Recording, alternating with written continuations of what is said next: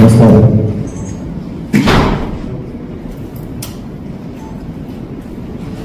ഒരു 4ാം ക്ലാസ്സുകാരനെ നാടകം അഭിനയിക്കാൻ മാത്തമാറ്റിക്സ് പഠിപ്പിക്കുന്ന അധ്യാപിക വിളിക്കുമ്പോൾ മനസ്സിനകത്തുണ്ടായ ഒരാശങ്ക. എൻ്റെ ആദ്യത്തെ പ്രേക്ഷക നിരൂപകയായ അമ്മയുടെ ഇതിൽ നിന്ന് വിളിച്ച സിനിമാ മോഹം വിനോദത്തിൽ നിൽക്കുന്ന സിനിമാ ലോകത്തിൻ്റെ അടുത്തേക്ക് എത്തി നിൽക്കുകയാണ് പഴുതെന്ന മൂവി സംവിധാനം ചെയ്ത് ഒരു ഇൻവെസ്റ്റിഗേഷൻ ത്രില്ലർ മൂവിയുമായി ഞാൻ നിങ്ങളുടെ മുന്നിലേക്ക് എത്തുകയാണ്. ആദ്യം ഞാൻ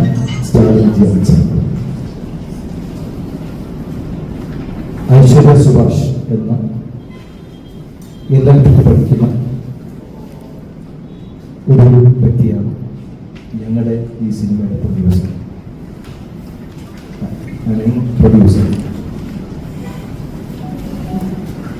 ഞങ്ങളുടെ സിനിമയുടെ ഹീറോ രജൻ കൃഷ്ണ.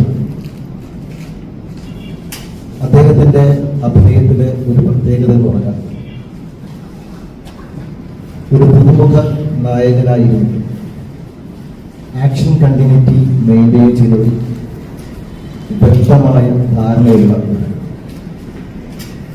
സൂക്ഷ്മാഭിനയം കൈമുതലാക്കിയ നടൻ. ഡയലോഗ് വളരെ വേഗത്തിൽ പഠിച്ച് പറയാൻ പറ്റുന്ന നടൻ. മലയാളത്തിലെ വളർന്നു വരുന്ന ഒരു കലാകാരൻ. നായിക നിള. സിറ്റുവേഷൻ എന്താണെന്ന് പറഞ്ഞു കൊടുത്താൽ അത് കൃത്യമായി അഭിനയിച്ച് പ്രതിഫലിപ്പിക്കാൻ കഴിവുള്ള പുതുമുഖ നായിക. ചോദ്യങ്ങൾ ചോദിച്ച് കൃത്യമായി സിറ്റുവേഷനിൽ എന്ത് ഇമോഷനാണ് കമ്മ്യൂണിക്കേറ്റ് ചെയ്യുന്നത് സംവിധാനമായി ഡിസ്കസ് ചെയ്ത് കാര്യങ്ങൾ മനസ്സിലാക്കുന്ന നായിക. Second hero. ഇതിലൊരു പോലീസ് വേഷമാണ് ചെയ്തിരുന്നത്. ഞാൻ ആദ്യമായി സംവിധാനം ചെയ്ത സ്ത്രീ സുരക്ഷയെക്കുറിച്ച് അവയർനെസ് നൽകുന്ന കശ്മീരം എന്ന ഷോർട്ട് ഫിലിമിൽ പോലീസ് വേഷം ചെയ്തു. അന്ന് മുതൽ കേൾക്കുന്ന ഒരു കമന്റാണ്, അദ്ദേഹം ഈ പോലീസിന് യൂണിഫോം ഇട്ട് നിന്നുകയില്ല, ഒരു റിയൽ പോലീസാണ് അദ്ദേഹം എന്ന് ആൾക്കാർക്ക് തോന്നി. അനൂപ് മറ്റൊരു പ്രധാനപ്പെട്ട വേഷം ചെയ്ത ആക്ടറാണ് അനൂപ്. അനൂപിന്റെ ക്യാരക്ടർ ഞങ്ങൾ ഡെവലപ്പ് ചെയ്യുമ്പോൾ ഒരു സീരിയസ് ക്യാരക്ടറാണ് സ്ക്രിപ്റ്റിനകത്ത്. പക്ഷേ അനൂപ് അതൊന്ന് ഇംപ്രൂവൈസ് ചെയ്ത് അതിനകത്ത് ഒരു നർമ്മം കൊണ്ടുവരുന്ന രീതിയിൽ ഫസ്റ്റ് ഷോട്ട് അദ്ദേഹം ഒരു ഇംപ്രൂവൈസേഷൻ ആണ്. അത് ഞങ്ങൾക്ക് വളരെയധികം ഇഷ്ടപ്പെടുകയും അതിനെ തുടർന്ന് അനൂപിനോട് പറഞ്ഞ് ഈ ഒരു ലെവലിൽ തന്നെ ഒന്ന് പിടിച്ചു പോയാൽ മതി എന്ന് പറഞ്ഞു. അങ്ങനെ ഒരു തമാശ കലർന്ന ഒരു ക്യാരക്ടർ ആക്കി മാറ്റിയെടുത്തപ്പോൾ ആ സിനിമയ്ക്ക് മറ്റൊരു ഫ്ലേവർ നൽകിയ ഒരു നടനാണ്. ഞങ്ങളെല്ലാം പുതിയ ആൾക്കാരാണ്. മുമ്പ് ചില ഷോർട്ട് ഫിലിമുകൾ ചെയ്തിട്ടുണ്ട്. പഴുതുന്ന ഇൻവെസ്റ്റിഗേഷൻ ത്രില്ലർ മൂവി നിങ്ങൾ പ്രേക്ഷകരുടെ കയ്യിലേക്ക് ജനുവരി മാസം തരികയാണ്. നിങ്ങളുടെ വിലയേറിയ സപ്പോർട്ടും അനുഗ്രഹവും ഞങ്ങൾക്ക് എല്ലാവർക്കും ഉണ്ടാകണം. ഞങ്ങളെന്ന പുതിയ കലാകാരന്മാരെയും സിനിമയുടെ ലോകത്തേക്ക് കൈപിടിച്ച് നിങ്ങൾ വളർത്തുകയാണ്.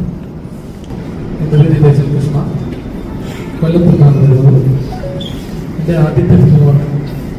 സ്റ്റാലിൻ സാറുമായിട്ട് ചേർന്ന് മനോഹരമായി ചെയ്യാൻ കഴിഞ്ഞു എന്ന് വിചാരിക്കുന്നു. ഇനിയും എല്ലാവരുടെയും സപ്പോർട്ട് ഉണ്ടാവും.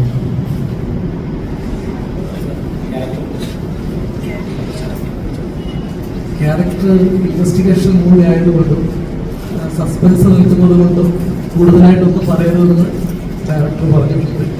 അതുകൊണ്ട് അതുകൊണ്ട് അതിനെക്കുറിച്ച് കൂടുതലായിട്ടൊന്നും പറയാൻ ഇപ്പോൾ പറ്റുന്നില്ല. ക്ഷമിക്കുക. എൻ്റെ പേര് നില എന്നാണ്. സ്ഥലം ട്രിവാൻഡ്രമാണ്. ട്രിവാൻഡ്രമാണ് വരുന്നത്. എൻ്റെയും ഡെബ്യൂ ഫസ്റ്റ് മൂവിയാണ്. ഷോർട്ട് ഫിലിംസ് ചെയ്തിട്ടുണ്ട്. ആൻഡ് റൈറ്റിങ്ങിലും ഞാൻ കൈവച്ചിട്ടുണ്ട്.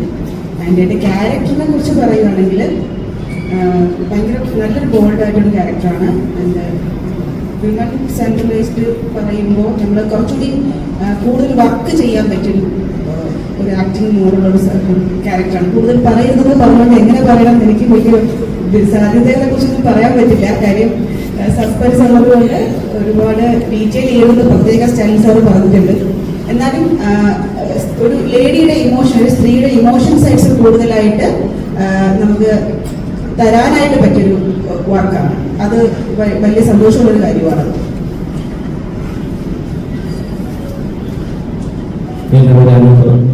ചങ്ങനാശ്ശേരിയാണ്. എൻ്റെ ഫസ്റ്റ് മൂവിയാണ്. ഇതിനോട് ഷോർട്ട് ഫിലിംസ് സീരിയലൊക്കെ ചെയ്തിട്ടുണ്ട്. സാർ പറഞ്ഞതുപോലെ തന്നെ എനിക്കിതിനകത്ത് ഒരു കഥാപാത്രം തന്നെ രണ്ട് സ്വഭാവ രീതിയിൽ അവതരിപ്പിക്കാൻ സാധിച്ചിട്ടുണ്ട്. ഞാൻ ഓരോ സീനിലും എന്തെങ്കിലും ഒരു എക്സ്ട്രാ കാര്യങ്ങൾ ചെയ്യുമ്പോൾ ഞാൻ ആദ്യം പേടിച്ചാണ് ചെയ്തത്. അത് പറയും അല്ലെങ്കിൽ ആ സീൻ കട്ട് ചെയ്ത് കളയും എന്നൊക്കെ പേടിച്ചാണ് ചെയ്തിരുന്നത്. പക്ഷെ അത് അദ്ദേഹം ഞാൻ തന്നെയല്ല, സെറ്റുള്ള എല്ലാവരും അതിനെ സപ്പോർട്ട് ചെയ്യുകയും നന്നായിട്ട് പ്രോത്സാഹിപ്പിക്കുകയും ചെയ്തിട്ടുണ്ട്. എൻ്റെ പേര് ഡൈസൺ തോമസ്. തൃശ്ശൂരിലാണ്. ദുബായിൽ വർക്ക് ചെയ്യുന്നു. കുറച്ച് ഷോർട്ട് ഫിലിമുകളൊക്കെ ചെയ്തിട്ടുണ്ട്. അതിനുശേഷം പറഞ്ഞതുപോലെ തന്നെ ആദ്യത്തെ മൂവിയാണ്. ഒരു പോലീസ് ഓഫീസറായിട്ടാണ് ഞാൻ കഥാപാത്രത്തെ കൈകാര്യം ചെയ്യുന്നത്. അപ്പോൾ എല്ലാം നന്നായി വരുമെന്ന് പ്രതീക്ഷിക്കുന്നു. ശക്തമായ ഒരു കഥയും സസ്പെൻസൊക്കെ നിറഞ്ഞ ഒരു മൂവിന് എങ്ങനെയാണ് പുതുമുഖങ്ങളെ വെച്ച് ചെയ്യാനായിട്ടുള്ള ആത്മവിശ്വാസം കിട്ടിയത്? സാധാരണ ഇത്രയും നല്ലൊരു കഥയിൽ വന്നു കഴിഞ്ഞാൽ അത്രയും ഒരു റിസ്ക് ആരും എടുക്കുന്നില്ല. അപ്പൊ എങ്ങനെയാണ് അതിനൊരു കിട്ടിയത്? നമ്മള് ഷോർട്ട് ഫിലിമൊക്കെ കാണുമ്പോൾ അറിയാം സാർ അതിൽ എങ്ങനെയാണ് അത് ഡെവലപ്പ് ചെയ്തൊരു ത്രെഡ് അവതരിപ്പിക്കുന്നതൊക്കെ വളരെ വ്യക്തമായിട്ട് നമുക്ക് ആ ഷോർട്ട് ഫിലിം കണ്ടാൽ മനസ്സിലാവും. അപ്പോൾ അത് വിശദീകരിക്കണം. പുതുമുഖ സംവിധായകൻ എന്നുള്ളത് വളരെ ഫേമസ് ആയിട്ടുള്ള ഇന്ന് മലയാള സിനിമയുടെ രണ്ട് ഹീറോസ് എടുത്തു കഴിഞ്ഞാൽ ഏറ്റവും വലിയ ഹീറോസ് മുന്നോട്ട് പോകുക. അതിനകത്ത് പുതുമുഖങ്ങൾക്ക് വളരെ അവസരം കൊടുക്കുന്ന ഒരു നായകനാണ് മമ്മൂട്ടി. ഞാനൊരു പുതുമുഖ സംവിധായകനാണ്. അപ്പോൾ ഞാൻ പുതുമുഖങ്ങൾക്ക് അവസരം കൊടുക്കേണ്ടത്.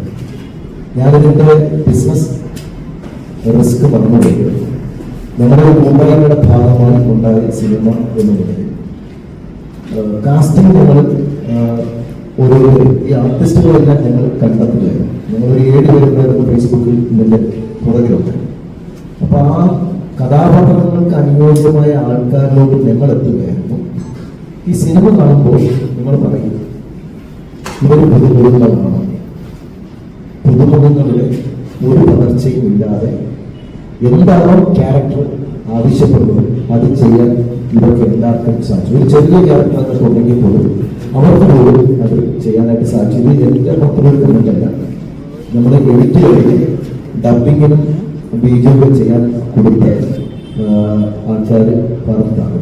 ഡബിങ് ബോർഡിൽ ബീജും 5.1 മിക്സിങ്ങിന്റെ ബോർഡിലൊക്കെ അതിന്റെ ചെറിയ ചെറിയ ഭാഗങ്ങൾ കണ്ട വ്യക്തികളാണ് അത് പറഞ്ഞത്. ഇതിനകത്തുള്ള ഒരു ക്യാരക്ടർ കാണുമ്പോൾ പോലീസ് സ്റ്റേഷൻ ചെയ്യുന്ന ആൾക്കാർ അവരെ കണ്ടു കഴിഞ്ഞാൽ ഇവര് റിയൽ പോലീസ് ആണോ എന്നതിനോട് ചോദിച്ചിട്ടുണ്ട്. അതുകൊണ്ട് പുതുമുഖങ്ങൾ ആണ് ചെയ്തൊരു ഫീല് ഒരിക്കലും ഉണ്ടാകുന്നത്. വളരെ പക്വതയോടുകൂടി വളരെ ഡെപ്തിലുള്ള ഈ ക്യാരക്ടറിനെ കൈകാര്യം ചെയ്തുള്ളതാണ് ഇതിന്റെ ഏറ്റവും വലിയൊരു സക്സസ്.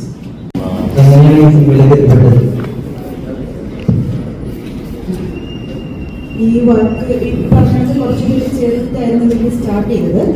അക്കൂട്ടത്തില് എന്നെ അന്വേഷിച്ച് ഒരാൾ വന്നിരുന്നു, ഇങ്ങനെ വർക്ക് ഉണ്ട് സ്റ്റോറിൽ നിന്ന്. അതിനുശേഷം ഈ ടീം എന്നെ കാണാൻ വന്നു. അത് കഴിഞ്ഞ് ഈ പറഞ്ഞ കണക്ക് ഒരു ക്യാമ്പ് വെച്ചപ്പോൾ എന്നെ ഇൻവൈറ്റ് ചെയ്തു. അതിൽ ഒരു ഡേ ക്യാമ്പിൽ എനിക്ക് പോകാൻ പറ്റുള്ളൂ, നോക്കേണ്ട സമയമായതുകൊണ്ട് ക്യാമ്പിൽ പോയി. അത് കഴിഞ്ഞപ്പോൾ തന്നെ എടുത്ത് പറഞ്ഞു ഓക്കെ ഫിക്സ് ആണ്, നീ വന്നൊരു ഷൂട്ടിന്റെ ഡേറ്റ് അറിയിക്കാം എന്നാ പറഞ്ഞത്. അതായിരുന്നു എന്നെ എങ്ങനെയാണ് കണ്ടെത്തിയത്. ഇല്ലാതെല്ലാം പൂർവ്വങ്ങളാണല്ലോ. അപ്പൊ ഈ ഇവരെല്ലാവരെയും കൂടി വർക്ക് ചെയ്തപ്പോ എങ്ങനെയുണ്ടായിരുന്നു, എക്സ്പീരിയൻസ് ഒക്കെ ഉണ്ടായിരുന്നു? ഞാനും പുതുമണമാണല്ലോ. അപ്പോൾ ഇതിൽ ഏറ്റവും സന്തോഷമുള്ള കാര്യം എന്താ വെച്ചാൽ എല്ലാവരും സപ്പോർട്ടീവ് ആയിരുന്നു. ഇപ്പം ഞാൻ മാത്രം ആക്ട് ചെയ്തതുകൊണ്ട് റിസൾട്ട് ഉണ്ടാവും എന്ന് വിചാരിക്കില്ല. ഇപ്പം എനിക്ക് ഓപ്പോസിറ്റ് നിൽക്കുന്ന ആൾക്കാർ തരുന്ന റിയാക്ഷൻസിലാണ് ഞാൻ കൂടുതലായിട്ട് എനിക്ക് ആക്ട് ചെയ്യാൻ പറ്റുന്നത്. ഞാനൊരു ഇപ്പൊ ഫോർ എക്സാമ്പിൾ ഇപ്പോൾ ഒരു വിഷമമുള്ള സീൻ അഭിനയിക്കുമ്പോൾ ഓപ്പോസിറ്റ് നിൽക്കുന്ന ആൾ ചിരിച്ചുകൊണ്ടിരുന്ന ചിലപ്പോൾ എനിക്ക് അത്രയും ടെൻഷൻ ആവാനേ ചാൻസ് ഉണ്ട്. പക്ഷെ ഇവരെല്ലാവരും ഭയങ്കര സപ്പോർട്ടീവ് ആയിരുന്നു. അതുകൊണ്ട് തന്നെ മാത്രമല്ല ഇവര് നല്ല രീതിയിൽ ആക്ട് ചെയ്യുന്നുണ്ടായിരുന്നു. ഓരോ ക്യാരക്ടേഴ്സും നമുക്ക് തരുന്ന റിയാക്ഷൻസ് നല്ലതായിരുന്നു. അതുകൊണ്ട് എനിക്ക് നല്ല രീതിയിൽ വർക്ക് ചെയ്യാൻ പറ്റി ഈ ക്രൂ ആയിട്ട്. എന്റെ കോൺട്രിബ്യൂഷൻസ് ഉണ്ടായിരുന്നു സ്ക്രിപ്റ്റില്. അതായത് ഇതിപ്പോൾ പറഞ്ഞ കണക്ക് 2-3 സ്റ്റെഡ്യൂൾസ് ആയിട്ടാണ് വർക്ക് ചെയ്തിട്ടുണ്ടായിരുന്നത്. അപ്പോൾ സെക്കൻഡ് സ്റ്റെഡ്യൂളിൽ വന്ന സമയത്ത് എനിക്ക് പറ്റുന്ന രീതിയിലുള്ള കോൺട്രിബ്യൂഷൻസ് ഞാൻ കൊടുത്തിട്ടുണ്ട്. മാത്രമല്ല ഇതൊരു കൂട്ടായ്മയുടെ മൂവി, അതുകൊണ്ട് ഇവര് നായികയാണ്, ഇവര് അഭിനയിച്ചിട്ട് പോയാൽ മതി അങ്ങനെ ഒന്നല്ല. അവര് നായികയായിട്ട് വന്നതാണ്. സെക്കൻഡ് ഷെഡ്യൂളിലോട്ട് പോകുമ്പോൾ ആദ്യത്തെ ഷെഡ്യൂളിൽ ഞങ്ങൾ 7 പേര് മാത്രമായിരുന്നു ഡിസ്കഷൻ. പിന്നെ രഘുകൃഷ്ണ വരുന്നു. പക്ഷെ രഘുകൃഷ്ണ സ്ക്രിപ്റ്റിലൊന്നും ഇടപെടുന്നില്ല.